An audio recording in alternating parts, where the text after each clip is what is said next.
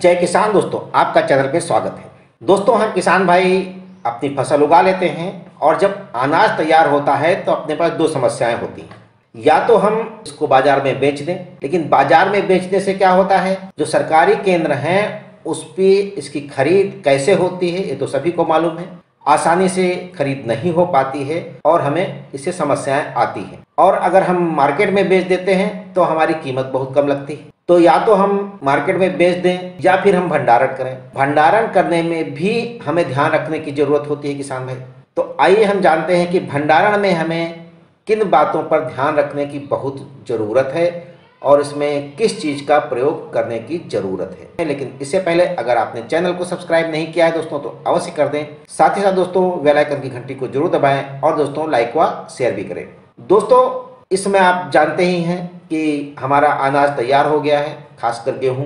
और गेहूं का अगर हम मंडी में जाते हैं तो समस्याएं आ ही रही हैं। तो अगर किसान भाई अगर आपको भंडारण करना है और इसमें क्या क्या हमें ध्यान रखना है, इसमें किस किस चीज़ का प्रयोग करना चाहिए जिससे हमारा अनाज यानी कि गेहूं या अन्य अनाज जो है अच्छी तरीके से रखा रहे और जब हमें ज़रूरत हो तब हम उसको बिक्री कर सकें या उसका प्रयोग कर सकें। सबसे पहले जो मेरा अनाज है तो उसका प्रॉपर तरीके से सुखा लेना चाहिए, क्योंकि अनाज अगर सूखा होगा उसके बाद अगर भंडारण करेंगे तो उसमें नुकसान नहीं होगा, यानी कि कम से कम होने के चांसेज हैं। इसके अलावा दोस्तों, जहां आप इसका भंडारण करना चाहते हैं वो अगर पक्का स्थान होगा तो बहुत अच्छा रहेगा।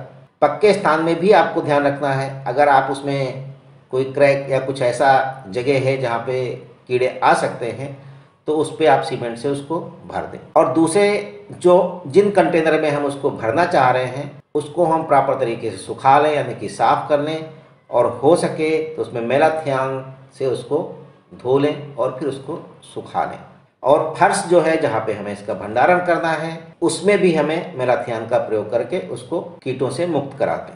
और दोस्तों, इस चीज़ का और ध्यान रखना है कि जो दीवालों से और अनाज यानी कि जहाँ जिन बोरे या फिर कंटेनर में रखना है उसके बीच में कम से कम 1.5 से 2 फीट की दूरी अवश्य रखें, क्योंकि पास में रखेंगे तो नमी आने के चांसेज होते हैं। और ज़मीन से अगर दूरी रखना है तो कम से कम 2 से 2.5 फीट रखें, क्योंकि ज़मीन से भी नमी आती है। इसको भी हमें ध्यान रखने की ज़रूरत है। और दोस्तों, अगर कंटेनर की जगह हम बोरों का यूज करते हैं तो कोशिश करें कि हम नए बोरों का प्रयोग करें। और अगर पुराने बोरे प्रयोग करते हैं तो उसमें ध्यान रखें कि उसे मेलाथियान के पानी में उसको डुबो दें और फिर इसके बाद सुखा लें तो वो शुद्ध हो जाएगा, यानी कि उसमें कीड़े वगैरह अगर हैं तो वो खत्म हो जाएगा। ये तो सब बात रही हमें ध्यान रखने की बात। और हमें क्या करना है जिसमें कि घुन ना लगे, अन्य कीड़े ना लगें गेहूँ में। अगर हम रासायनिक यूज करते हैं तो उसमें आप जानते ही रासायनिक बहुत अच्छी चीज़ नहीं है, तो हम इसको जैविक तरीके से भी रख सकते हैं। और जैविक तरीका सबसे बढ़िया है। कई किसान भाई इसका प्रयोग करते हैं। तो कई प्रकार के 2-3 चीज़ें या 4 चीज़ें इसमें हैं जो मैं आपको बता रहा हूँ, इसको आप जान लें। और कई किसान इसका प्रयोग भी कर रहे हैं और उससे उनको फ़ायदा भी हो रहा है। सालों साल तक जो है इनका गेहूँ वैसे के वैसा रखा रहता है।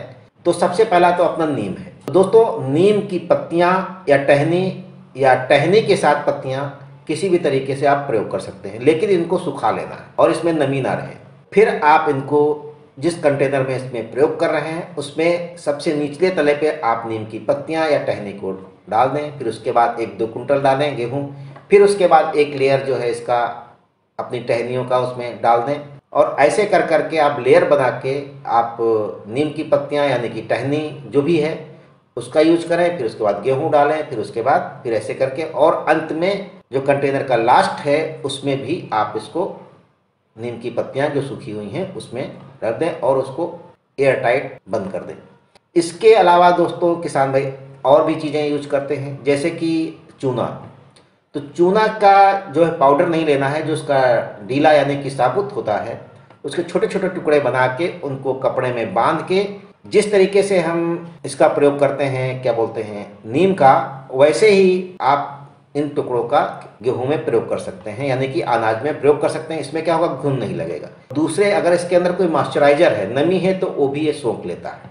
इसके अलावा दोस्तों, कई किसान भाई माचिस की डिब्बियों का प्रयोग करते हैं, यानी कि जो माचिस होता है तो इसमें माचिस को आप बाजार से खरीद लें और उसमें तीलियां निकालने की जरूरत नहीं। पैकेट मतलब ऐसे बंद ही रखें उसको, उस डिब्बी को, और कंटेनर में नीचे या लेयर कर करके इसको जो है उसमें डाल दें। मतलब एक अगर 10 कुंतल का या 12 कुंतल का कंटेनर है तो उसमें कम से कम 40-50 आपकी माचिस की डिब्बियां उसमें डाल दें।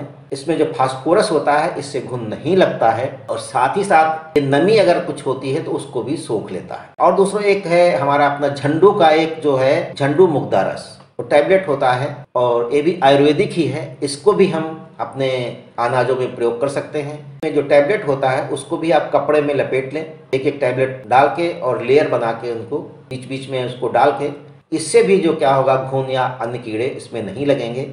ये सब चीज़ें अगर किसान भाई हम लोग ध्यान रखेंगे तो क्या होगा, हमारा गेहूं जो है कीड़े नहीं लगेंगे, घुन नहीं लगेंगे और जब भी हमें ज़रूरत होगी तब हम उसको निकाल कर उसका प्रयोग कर सकते हैं या मार्केट में जब अच्छा रेट हो तो हम बेच सकते हैं। दोस्तों अभी तक आपने अगर चैनल को भी सब्सक्राइब किया है तो अवश्य कर दें, साथ ही साथ दोस्तों लाइक व शेयर भी करें। जय किसान दोस्तों।